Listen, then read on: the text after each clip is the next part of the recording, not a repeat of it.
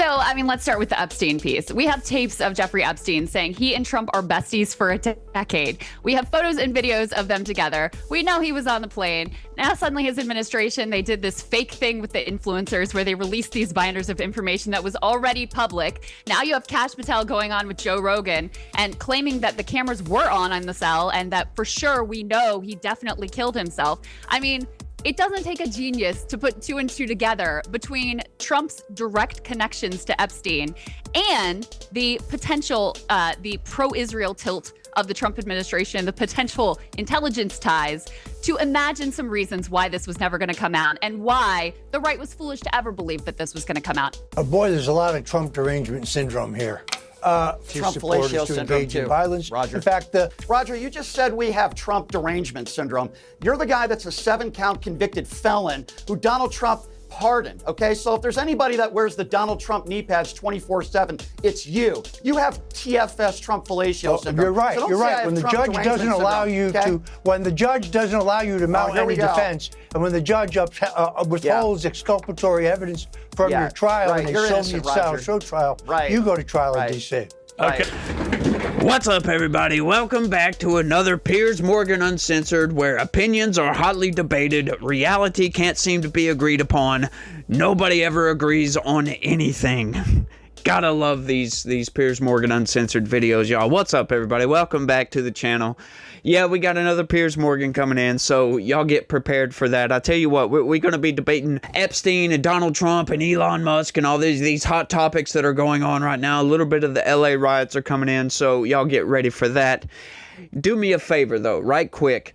If you want the Epstein files to be released, smash that like button for me. The more you smash that like button, the closer we get to the Epstein files being released. If you don't care about the Epstein files being released, smash that like button. The more you smash that like button, the closer we get to not getting the Epstein files. By the way, also, if you could, smash that like button. If you do not care that the Epstein files get released, it's a giant nothing burger. We were never going to get those in the first place, because if we were never going to get the Epstein files in the first place, the more you smash that like button, the closer we don't get to not getting the Epstein files. Yeah, let's just stop with that. Y'all share this video anywhere and everywhere you can.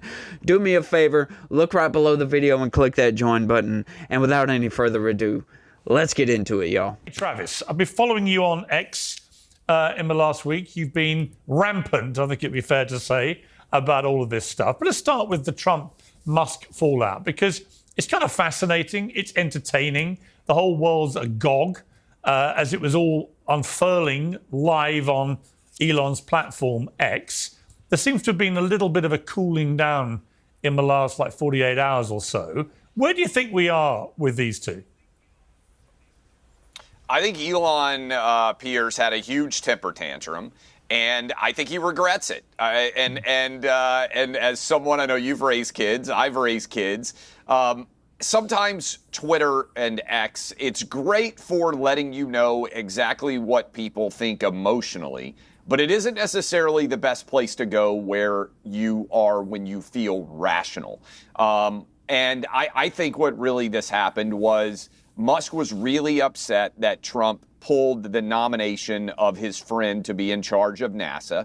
And I think he is not really that experienced in the political arena.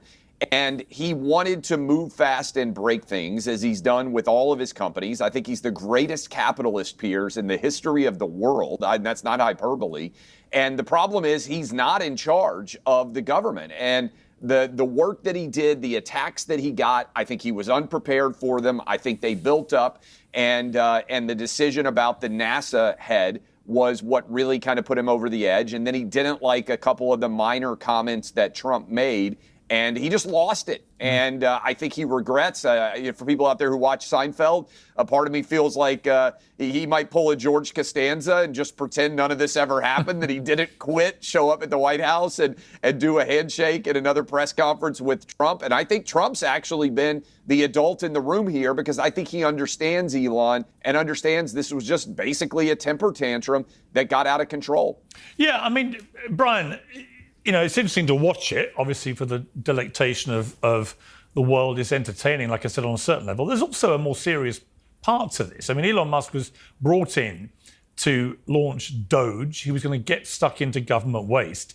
We went from $2 trillion as the ambition to $1 trillion to then, I think in the end, a couple of $100 billion. And at the same time, the big, beautiful bill is predicted to put at least $2 trillion, maybe more, onto the debt. So it didn't seem like there was much point to what Elon ended up doing or was able to achieve in that time. And that's quite a damning indictment of how the government system works, isn't it?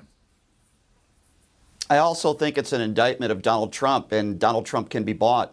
This was a guy who donated, what, $300 million plus to Donald Trump's campaign, and Trump puts him in charge of Doge. And then Clay Travis is comparing him to a child having a temper tantrum. Well, doesn't that hurt the credibility of Donald Trump then? Why would he put him in a position of this power? And by the way, accusing him of being in the Epstein files. Where are the Epstein files? Why haven't they been released? I don't hear many MAGA Republicans like Clay Travis talking about that. You know, Clay, we've heard from MAGA Republicans calling Democrats pedophiles for years. Where are all you guys now? Why haven't the Epstein files been released? So I actually take Elon Musk's side on this, and I think it hurts Donald Trump's credibility once again, and it proves that the president could be bought. It's the only reason why Elon Musk was put in this position in Doge in the first place. You know, I love this particular indictment right here, that somehow that you have this gigantic divorce of a bromance right here, and somehow that is proof and evidence, for crying out loud, that Trump can be paid for. He can be bought and paid for by Elon Musk.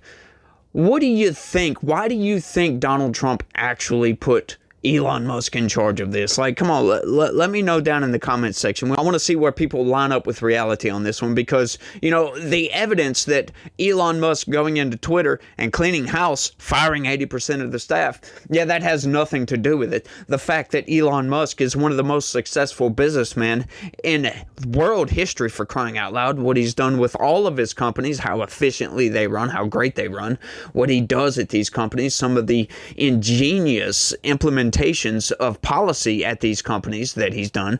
Like, really, none of that is the reason why Donald Trump was like, yeah, we need to clean up the government. So, I wonder who we could get. Let me buy somebody that has no experience at all in this. Like, it's just a ridiculous talking point, but let's keep going. All right, Clay, I can see you having, I think it looks like an anaphylactic shock occurring live on television. So over to you. Well, first of all, let me start with Elon. He is the greatest capitalist, I believe, that has ever existed in the history of the world. You look at what he's done with Tesla. You look at what he's done with SpaceX. How is Tesla doing these days, Twitter, by the way? X, Tell me AI. that. It's one of the greatest success stories in the history of the world. So really well. It is doing fabulously well. How's that stock price and doing? He's How's better his image around the world? How many cars is he selling? It's fabulous. The stock price is one of the highest in the valuation in the history of the world. Like, if you're going to say it's not the greatest, okay, but it's one of the 5 or 6. But isn't the problem, Clay? Let me ask you this. It was worth. Clay, let me ask you this. This is crazy. Let's not get. Right, look, so Tesla is a great. Look, I think. Look, here's the reality. Let me just say something. Tesla's a great company, but it's definitely had a lot of brand damage because of what's been going on with Elon in Washington, and that just begs the question: I'm trying to get an interview with Elon, I'd love to ask him. You know, does he regret getting so heavily into the political arena, given the obvious impact it's had in a negative way on his personal brand and therefore the brands that have been built around him? Tesla, SpaceX, and others. I don't know the answer. It's a fabulous question. Yeah. I think the answer, and stepping into Elon's reactions here on Twitter, I think the reaction would be, and the answer would be yes. Because I think he thought, as many CEOs do, hey, if I get in and look at the books and I see the inefficiencies, I'm going to fix it. I think that's what he thought. He's an engineer at heart, and he looked at the books as a businessman for the government, as an engineer, and said, we're spending way too much money. And I think he has been frustrated by how little he can do when he wants to make something happen at SpaceX or Tesla or Neuralink or any of these companies that he owns. He can do it. I think the frustration with politics is not an engineering problem. It's a political problem, and those are very different things. And I think as a capitalist, he's thrown up his hands and said, this is frustrating. I mean, he didn't. First of all, I don't take it based. I don't want to go there too. But they're put the big beautiful bill has a $1 trillion Pentagon budget. Like, this is an agency that has never passed a federal audit. So that would be the first place you look. And instead, he did nothing there. He did. I've never taken on its face. No, that's not true. I've never taken on its face the claim that Doge was about cost cutting. In any case, Doge is costing the federal government money based on the cuts they made at the IRS. It has made it less efficient. Just try to get your Social Security check and tell me how well the government is working in the wake of Doge. But Elon did accomplish some things that were important to him. All those investigations into his companies, which were rightfully going forward, that's all gone. The CFPB, the anti-scam bureau that was set to regulate Twitter, that basically doesn't exist anymore. I think the and he was answer able to suck out data out of the federal government. God knows what he's going to do with that. So yes, it's been damaging to him. I'm sure he has many regrets, but let's also not pretend like he didn't accomplish incredible destruction and damage that also personally was beneficial to him as well. Can I just I add don't something? think that's true. Clay, I think if Elon could fight back, hang on, Brian, I'll come to you next, but just Clay, just respond to that. I think in retrospect, Elon probably wishes that he had not taken the Doge job, because I do think it's made his capitalism jobs more difficult. And I think that's part of why he had the temper tantrum that he did. It doesn't change the fact that he's the greatest capitalist in the history of the world. But isn't it more, Clay? Isn't it more this? Isn't it more this? Isn't it more that Elon Musk has got to where he is, which is the most successful businessman in the history of planet Earth, arguably, building a number of amazing companies, but always getting his own way. Right? By common consent of people who work with him. That's totally it. A ruthless operator came into Twitter, fired half the staff immediately, straight out the door, and so on. He's a ruthless operator. He's used to doing things his way, and he's used to getting his way. And I think what he found in Donald Trump is somebody who's also pretty ruthless when he wants to be, and also absolutely used to getting his own way, and especially now he's president of the United States. And so there were certain big decisions which Trump was decided to take, which Elon didn't want to do or didn't like. But actually, he found out that he's not as powerful as the president of the United States. And I think the reason that he may be deleting some of the more inflammatory tweets now and so on is he's probably calmed down a bit, and he's looked at the big picture and thought, I can't win a war with a very popular, with at least half of the country, president of the United States, who's a bombastic character like Trump, who will come for me if I go for him. I need to calm things down. That's my reading of it. I think that's a very good reading. I think what it ultimately goes to is who's the decision maker. Elon is the decision maker at all of his companies, and that's what makes him good. He's not the ultimate decision maker in terms of the political process, and I think that's very frustrating for him. And by the way, even Trump himself is in some ways circumscribed and constrained by the position of president of the United States in terms of what he can do. Did y'all happen to catch that jumbled up bit of nonsense? Doge is costing the federal government money based on the cuts they made at the IRS. It has made it less efficient. Just try to get your Social Security check and tell me how well the government is working in the wake of Doge. Yeah, what in the hell is up with that? Like, what is she even talking about? They've costing the government money. Just look at the IRS. Try cashing your Social Security check. What do those two have to do with each other? Nonsense. I still think this whole spat between Elon Musk and Donald Trump was some sort of a PR stunt, right? I got a theory on that. Like, I'm not sure what was gained from that, maybe taking attention off of something else, but you're putting attention back onto the Epstein files, which is a bad thing. And how come those Epstein files haven't been released yet? I think there's something much, much deeper in that. And, Clay kind of bears that out. Like, this guy was working for all these intelligence agencies, and there might be some national security concerns with releasing all these files and the people involved specifically. Now, the indictment of Trump being on the Epstein files, I can tell you right off the top, he definitely is. He was mentioned in the indictments of Ghislaine Maxwell and Jeffrey Epstein. As a matter of fact, because they were asked about Donald Trump specifically, because he was on one of those flights, I do believe. So, what's going on with that? We have no idea. I don't think Trump was actually involved with any of that, but if it comes out that he was, holy crap, it's gonna be bad for his image, to say the least. It'll be detrimental. It just really, really detrimental to his legacy. That's for damn sure. But, you know, the evidence that if the Biden administration, if Trump was in the Epstein files, the Biden administration would have figured out a way to release that information when they were going after Trump hard and heavy in 2022. That's almost a guarantee, y'all. They would have went through all that. They would have figured out a way to not release this national security information and just release this bit to go after Donald Trump, because they had to make up charges to go after Donald Trump. For crying out loud, the Presidential Records Act, you're going to go after him over that. Over espionage. Yeah, espionage was one of the charges originally. They ended up dropping it because it was completely nonsensical. That's just what Democrats' playbook is. It's nonsense. Let's keep going. Yeah, Piers, so I agree with you.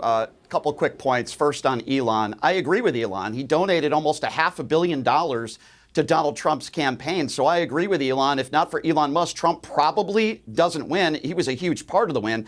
And to Clay Travis, the idea that somehow Elon Musk just woke up in the morning one day and said, I care so much about this government spending, is a joke. He did this for himself, the same reason why Donald Trump ran for office. They're in it for themselves and their investors, and to enrich themselves further. Going to what Roger Stone just said, and Clay, about the fact that Donald Trump can't be in these Epstein files. First of all, let's look at his history. He's a liable sexual abuser. He's had 25 women accuse him of rape or sexual assault, including his ex-wife, in court documents. He bragged on the Howard Stern show about going into teenage girls' pageant locker rooms, watching them undress in a sexual manner. And we hear Roger and Clay today saying, oh, there's no way that he could be in those Epstein files. And Roger, you're wrong, okay? In the Maxwell trial, we learned that Trump was on the flight log, Epstein flight log, at least 6 times. And Jeffrey Epstein said at one time that Donald Trump was his best friend, okay, and that Epstein had dirt on Trump. Who are the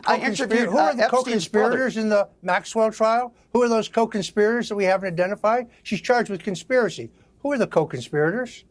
Ask the U.S. Attorney. It'd be nice to have the Epstein files to know that, wouldn't it? But Brian, I would say, Brian, this. I thought that Clay made a very good point. The Democrats literally threw everything but the kitchen sink. And that was because they couldn't wrestle the sink off its bolts. Otherwise, they would have thrown that as well at Trump. And the point being, they had, but here's the point, they had access to the Epstein files. If there was anything in there whatsoever that was even a tiny bit damaging to Trump, they'd have leaked it, wouldn't they? Why wouldn't they? Well, I mean, you could make the same argument with Republicans going after Joe Biden, calling them the Biden crime family. For years, we've been hearing the Biden crime family. There have been all these investigations. We heard about Hillary Clinton and 8 investigations into Benghazi. Republicans seem to find nothing. So I think the right is doing that more than the left. Listen, my question is very simple, guys. Why have the Epstein files not been released? Hold on a second, Clay. Hold on, Clay. Hang on, give me 10 seconds here. Pam Bondi said that she was going to release the files. They said it was going to be released, and then these right-wing imbeciles with their binders in Washington, D.C. looked like clowns. So my question to Clay Travis and Roger Stone is, why have they not released the files then? It doesn't threaten national security. I'm telling you, Trump is all over those files. Just as Alexander Acosta, the U.S. attorney in Florida, covered up Epstein's service to the CIA when he was. I think they're going to have to release the files. Don't all talk over each other, but I do want to say this. I do think they're going to have to release the files, and the reason will be Elon Musk. Elon Musk has said publicly to 200 million people, time to drop the really big bomb. Trump is in the Epstein files. That's the real reason they've not been made public. So long as they're not made public, that is now going to be what most people think, that there's something on Trump in there. I don't happen to think there is, because I happen to agree with Clay that if there was, it would have been leaked. But it doesn't change the fact that because of Elon Musk's post, everyone's going to assume there's something on Trump in there that's prohibiting them being released. Piers, let me also point out in terms of leaks, because I think this is important. They leaked Donald Trump's entire tax returns to the New York Times, and they published it in itemized detail, which definitely released it, I'm sure. Because they thought it was going to be politically beneficial. They would have released it. I agree. I think, this is my theory on Epstein. So if you want the answer, I think Epstein has been working for decades as a intelligence asset, probably of multiple different countries. This is my theory. And in order to release all of this information. Everybody looks at it, they say, oh my God, like he was doing work for us, he was doing work for Israel. I think that's what's going on. I think that's why it's complicated. And everybody who looks at it is just like, this is such a mountain of a mess. Let me agree with Clay on that. Let me agree with Clay on that. Hang on, Crystal, I'll come back to you. I still don't understand this indictment of, oh, they're just in it for themselves. They're just trying to enrich themselves. When you can look at both of these guys and they've lost net worth, especially Elon Musk. Elon Musk knew that the left was going to go after him hard. They were going to attack. I'm sure he had no idea that they would go after Tesla, for crying out loud, but they did, and he knew it, and he kept going anyway. He continued to do this to say that, oh, well, he just woke up one day and decided. Yes. People care about this country. Like you guys over there in the Democratic camp, y'all might not think that people can actually care about this country and are willing to lose net worth, willing to put themselves out in the public sphere and get relentlessly, mercilessly beaten over the head with politics, for crying out loud, to save this damn country. Like, people care about this country. It's called having pride in your nation. It's called wanting to conserve what you've got, to save what you've got, to save this nation, because we have this massive spending problem in this country that Congress can't seem to fix. All these 435 people that can't seem to get their act together and balance the freaking budget for some reason. They got to continue spending in a deficit. Oh, let's a deficit spend our way. We can just print money, right? And dilute the power of the dollar. Yeah, let's go ahead and do that and dilute everybody's purchasing power. That's insanity incarnate right there. But these people don't seem to get that. Oh, they're just enriching themselves. I love this argument about, is Donald Trump on the Epstein files, when everybody knows he's on the Epstein files. It's just to what extent is he on the Epstein files? Like, come on. Once again, if there was something on there, right? Bill Clinton. Why are we not focusing on Bill Clinton, for crying out loud? There's a lot more evidence that Bill Clinton was highly involved in all of this. Don't you think that Republicans would release it for that reason alone? There's something much deeper going on with this that we just don't know about, and we could sit here and speculate all day long, and we'll never figure it out until it comes out, and then we'll be like, that was it. Moving to deport them. A lot of people apparently protesting about that, but it seemed to then escalate very quickly into a more general anti-Trump protest. And Trump has then gone DEFCON 1 in response by ordering in the National Guard, which is pretty, I mean, it's not completely unprecedented, but it's bordering on unprecedented for a president to do that in this manner. What do you make of the story? Well, I believe the last that I saw yesterday evening was that the LA police chief said that things were rapidly spiraling out of control. And I think he wants all the help that he can get. We've seen the videos of LA police cars having Molotov cocktails thrown at them, the burning Waymo vehicles, I think 5 of them that were attacked and graffitied and burned. I think that Trump in 1.0, the first term that he served, saw what happened in the wake of the George Floyd riots when Tim Walz, the governor of Minnesota, was in charge and was slow on the response, and the violence spread all over the country. And I think what the Trump 2.0 team is saying is, we're not going to allow the summer of 2025 to turn into the summer of 2020. We're going to do everything we can to return law and order to the country. And that's a positive. And I will say, and it hasn't gotten very much attention, the murder rate in America is collapsing all over the country as we seem to have law and order returning to our streets. I was just looking at the numbers right before I came on. Pretty staggering. Every big city in America, we're headed potentially for some record lows. So I think we got to put the good guys back in control. That's the police. And I think we need as many of them in our streets as necessary to bring law and order. And so I applaud what the administration is doing. And I think, sounds like the LA police chief would like to have more resources as opposed to less to tamp this down as well. All right, Brian, you're shaking your head. And I know, I want to read you what you put.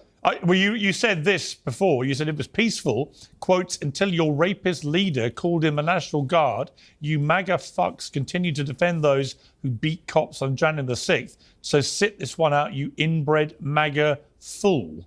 This was responding to someone who was criticizing the protesters. So, I mean, in the cold light of day, do you think that's the kind of language you're happy to see posted in your name, Brian? Well, here's what I will say to that. Let me start with Clay Travis. Yesterday, Clay Travis on social media said that if you're blocking cars and you're in the street protesting, you deserve years in jail. Clay Travis is the same guy who defended Donald Trump's pardons of those who beat police officers on January 6th. So you have zero credibility. Years in prison. I'm not done yet, Clay. Clay, I didn't interrupt you. Don't interrupt me. Many of them got years in prison. I didn't interrupt you. Don't interrupt me, okay? Their sentences were not over yet, and Donald Trump pardoned them. By the way, Donald Trump called those people hostages and patriots. Would you call those people hostages and patriots in L.A.? I'm consistent. I want everybody to be held to the highest extent of the law. But, Clay, you have zero credibility on this issue. The guy who you support, Donald Trump, is the same guy who called them hostages and patriots. Do you agree with me then that they should be arrested and put in prison for years, just like January 6th then? So are you agreeing with me now? So you're no, I'm not. You're comparing somebody who beats police officers, giving some of them traumatic brain injury to people that are in the streets protesting. They got years in prison. And they got years in prison. I don't think we can allow. Are they hostages? I don't think we can allow anybody to block streets anywhere in America. I think if you want to take it serious, the way you take things seriously is by putting serious punishments on people. And so, to me, that's an easy solution. Whether you're a Democrat, Republican, or an independent, you should be treated fairly under the law. That didn't happen with January 6th, where people who were misdemeanors were elevated to felonies, while everybody else was having their felonies lowered to misdemeanors, who were in the BLM protests attacking police left and right all over the city. Okay, so Clay, let me jump in here. First of all, it's not a misdemeanor when you beat police officers with their own batons. That's number one. Donald Trump called them hostages and patriots.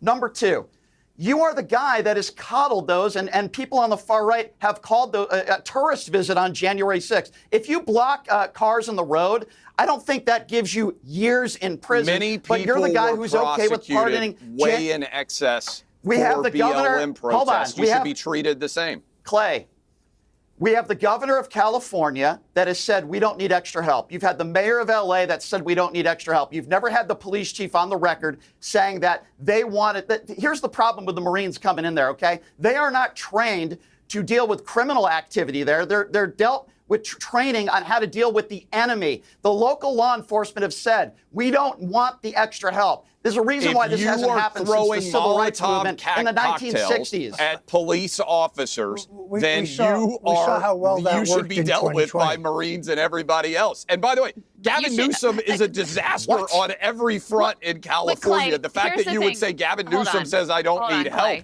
is not the guy that I'm citing for turning law and order. So you don't have confidence in the guy who calls police officers. Because what you're saying is that the local law enforcement is unable to handle some pretty basic protests that, yes, now have been incited to. I'm not saying they're nonviolent or trying to downplay it, but let's be real. Pretty significant protest when police cars are on fire.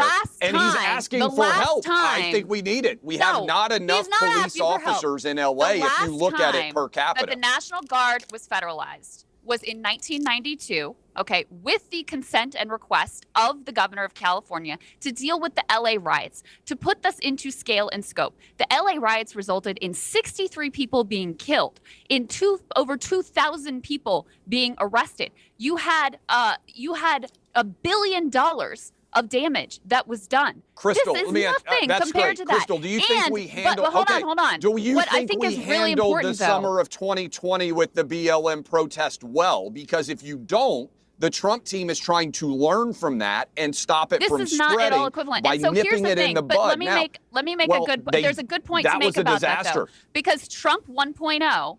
He wanted to shoot protesters in the legs. And you had Esper come in and say, we are not doing that. This time, there are no guardrails on this authoritarian fascist menace. And that's the big picture here that we need to look at. Trump was going to use any pretext he could grab for an authoritarian to return law and order to our second biggest city. How is that a negative thing? You don't need the military to turn the military on U.S. citizens. Crazy. calling in the Marines to deal with protests is enforcing utter the law. insanity, It's called derangement, enforcing and law. fascism. I know you have a problem. That's why you have law enforcement. No, Roger, Hang that's on, what hang local on, law hang on. enforcement is. What about the 6 officers Let me who bring were in damaged by a Molotov cocktail yesterday? Roger, I want to play. You didn't care about Hang on. the J6 or Stop all talking. Don't all talk at once. Okay, this is clearly where their Trump derangement syndrome just gets in the way of their rational thinking right here. So what they're doing, the National Guard has come in to protect the ICE facility and protect the ICE agents, for goodness sakes, so the LAPD and the county sheriffs and all them can go after the rioters, okay? They're not sending in the National Guard for protesters, for goodness sakes. That's not happening. They're sending them there to protect federal buildings, for crying out loud. That's why he can do it under Title 10 without the governor's consent. He can absolutely do this. He most certainly has the right to do this. If he was sending them in to do what they say, then yes, that would be a violation of the Constitution, and you can put your Trump derangement syndrome to bed at that point. Then, hey, you're right. But let's not get it twisted here, okay? Let's be fair about this. Donald Trump in 2020 did not quell those protests because he wanted to get elected again. Let's be fair about that. That's a bad move, if you ask me. But he thought it would look bad upon his campaign if he just went out and did some fascist Nazi stuff, right? Let's all agree on this. So that's not very good, and we criticize Donald Trump for doing this. But this time around, he can't get reelected again, so he said, screw that. Plus, Trump 2.0 is going much harder than Trump 1.0 did. So we're not playing around. We're going after these people. We're going to arrest everybody that we can arrest under the law, right? If they break laws, they're going to arrest these people. They're not going to show any mercy to Democrats who showed him no mercy at all. And they're getting back and forth with the January 6th nonsense. Once again, let's not conflate protesters with rioters, okay? That's something Democrats constantly do. Republicans, they do this sometimes as well, right? So, neither side is innocent from that indictment right there. So, there were the vast majority, once again, will use it's mostly peaceful. That's what January 6th was, for crying out loud. Over 100,000 protesters were there, and what was it? A couple hundred people were arrested for some sort of violent act. I think 30 people actually were fighting with cops. And those people had the book thrown at them, for crying out loud. And as a matter of fact, peaceful protesters sat in jail for months and months, if not years, for peacefully protesting. Right? We didn't go after we did go after the Biden administration, didn't we? And where were these people when all of that was happening? Oh, we put violent rioters in jail. That's what they were saying when they were actually peaceful protesters. So the double standard here is on a whole nother level. It's just blatantly hypocritical. It's just blatant hypocrisy just on full display, and they don't care. This is why I say we can't even seem to agree on reality here, because, once again, Trump isn't going after protesters. He's protecting the buildings. National Guard hasn't made a single arrest because that's not what they're there for. I mean, if we really want to go down this road, there were many 1,700 people arrested for January 6th. And the vast majority of those people were peaceful protesters, for goodness sakes, right? If we want to go down this road, we can. But, it's funny that Democrats, that's the only instance they can point to where the right got out of hand. However, the left, these people are constantly protesting. They're constantly getting violent with their protests, and they're constantly getting arrested for doing so. Hey, another question, dog. You trying to get sliced up, any of you? What? Y'all trying to get sliced?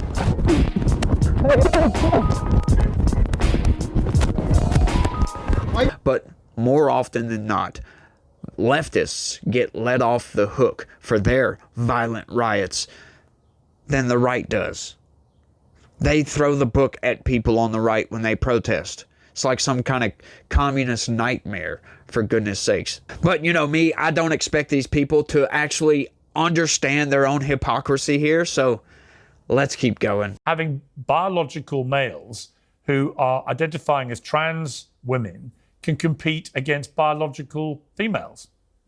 So I approach this first, Piers, as a parent. And what I tell people is that if other parents are asking honest questions about safety and fairness in their kids' sports, we should allow that conversation and dialogue to take place. And we should let local sports organizations and high schools sort it out. But if you're approaching this, as I think Simone Biles' concern was if you're approaching this and you don't even accept that a trans person should exist, I don't really want you to be a part of the conversation. And frankly, I think a lot of people who have hot takes on this issue are not parents, don't really understand sports. I played college sports. That's how I was able to go to college.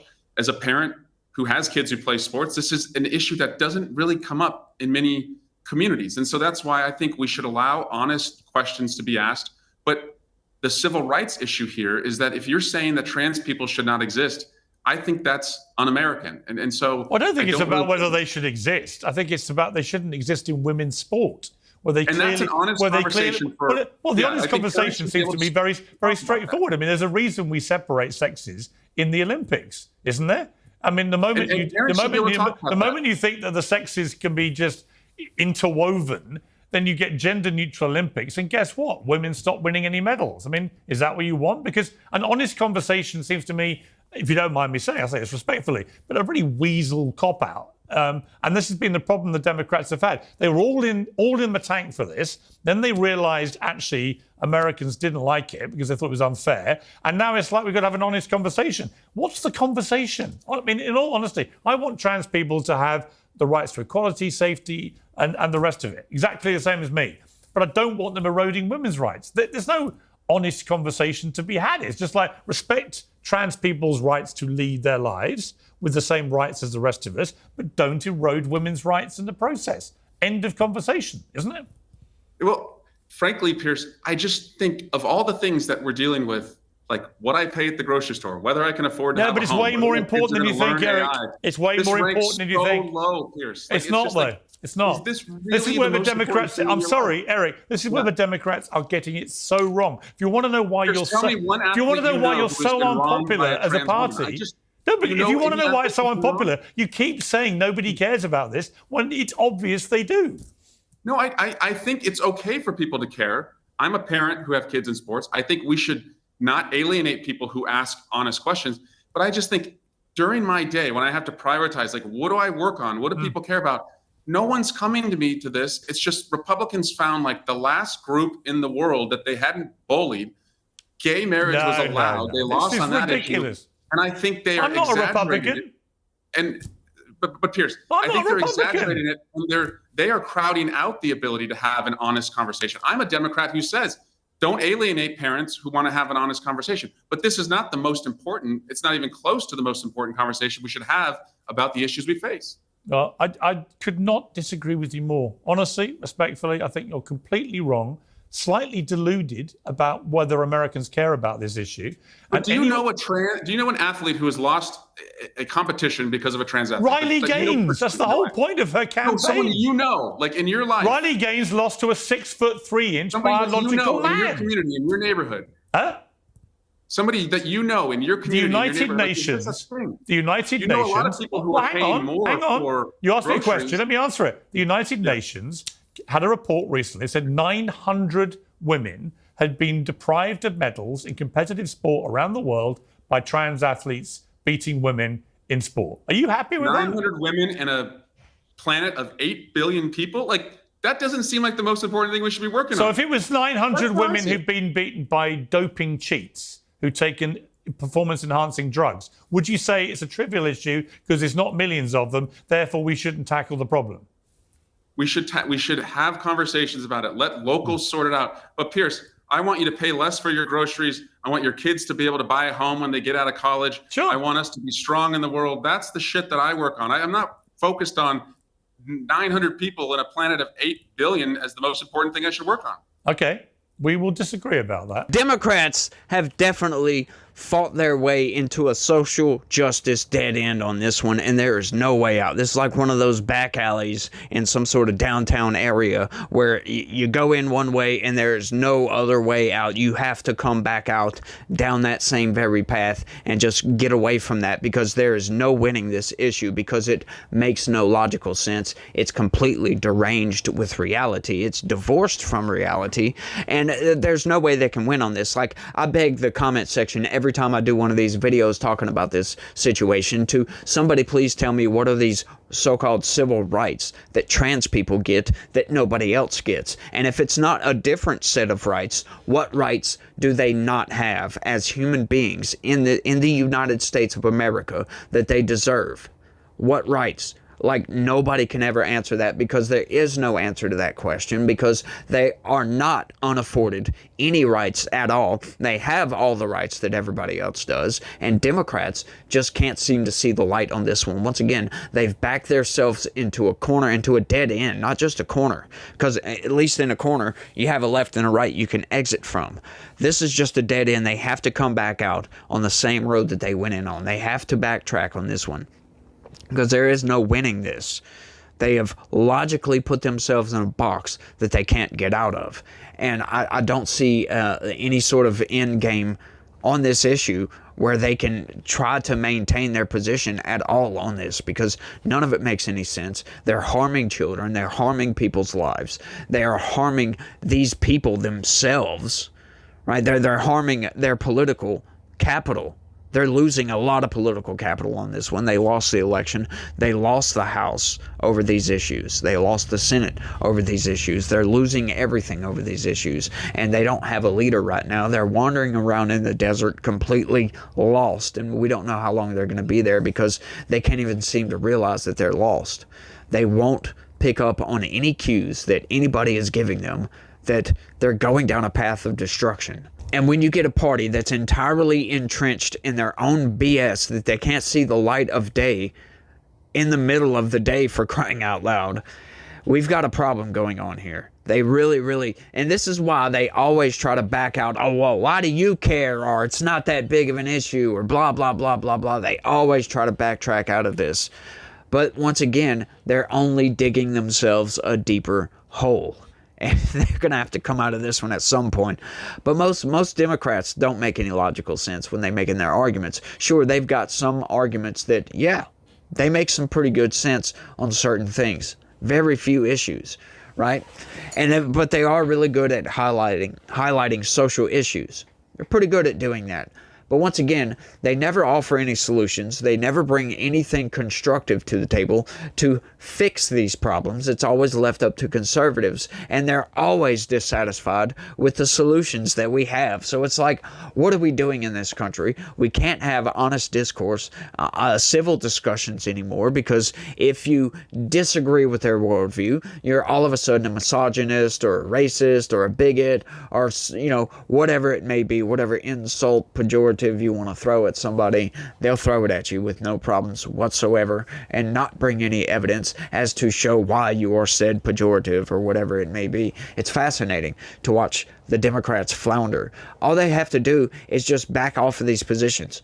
That's it. Just come back to the light, come back to where everybody else is, in the center. They've left the playing field. I always say that. They've gone so far left that they've fallen off of the field. They're no longer even in the same stadium. They're about to leave the planet if they keep going in this direction, and somebody needs to bring them back. They need strong leadership, somebody who's sane, rational, and can make a good logical argument, can lead the party back from the desert, back into civilization where everybody else is. And they're in this position on many different issues. Many different issues. They do pretty good on abortion. I'll give them that one. They do really good on abortion, because they can make all these arguments that, yeah, they kind of make sense. The rights of the women, for crying out loud, to choose. But, at the end of the day, on abortion especially, you're still snuffing out a life, essentially. You're still taking a life away, and that is never a good thing. And that's why they will never, ever win totally on that. We're going to have to come to some sort of compromise. But this whole trans issue, there is no compromise on that. We cannot allow men in women's sports. It just decimates women's sports, for crying out loud. I mean, women's sports was made for a specific reason, to allow women to play sports competitively and professionally. Even though it's not that popular, they still play professionally. There's professional basketball players, soccer, there's a bunch, tennis, you name it, right? Even boxing and UFC now, people love to go see women fighting each other, for goodness sakes. And men, thinking that they're women, have entrenched upon those sports and invaded those sports at the behest of the far left and their deranged lunacy, for goodness sakes, thinking that men can be women and men can lactate and all this other nonsense, and men have a period and men can get pregnant, for crying out loud. It's all Looney Tunes. All of it's Looney Tunes. And, you know, the Democratic Party, they find themselves in a place where they're in this weird position where there's several different avenues of policy positions that they're going to have to backtrack the complete opposite direction. It's not just the trans issue, right? It's several different issues. We're not going to get into all those. I just find all this fascinating. I can't wait to see the end result if they ever release the Epstein files. I had a commenter a little while back, you know who you are, will come out and said, yeah, they're never going to release those Epstein files. And I saw that and I'm like, yeah, he's probably right. He's almost certainly right. They're probably not, because there is something in those Epstein files that is just so damaging to civilization just in general that they can't release those files. Same thing with the JFK stuff. All right, the reason they didn't want to release that, and they still haven't released all of that, right? The stuff that they did release was heavily redacted. It's like we didn't get everything we wanted. But, you know, they've had decades to just make up whatever they want about that and then just release that to the public. So maybe one day when they can rewrite history on this, they'll release whatever that's not so damaging to civilization. So we'll get what we get when we get it. So it'll come out one day, but we're never going to know the truth, folks. We're never going to know exactly what happened. You know, did Epstein actually off himself?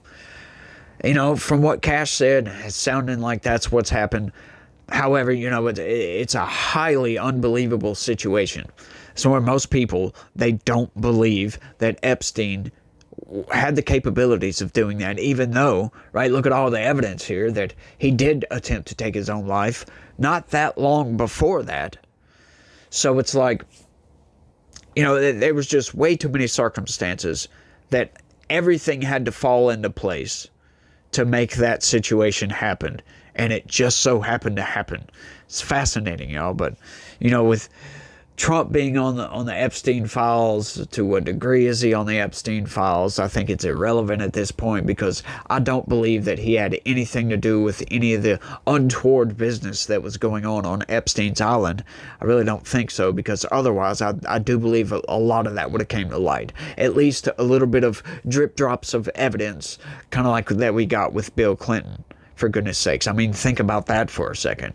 If that evidence about Bill Clinton actually came out, don't you think that, considering that the entirety of the Democratic Party, the Democratic apparatus itself, would have just jumped on the chance to get some sort of information out there about Donald Trump that ties him to Epstein's Island? I think that would have already came out. Look, I'm sorry if there was some sort of photo or a video or audio recording, something, but we have abso-freaking-lutely nothing. So for any of you out there that are expecting Donald Trump to be indicted on some sort of, you know, child molestation charges or statutory charges or something like that, good luck with that, buddy. Go ahead and keep thinking that in your head.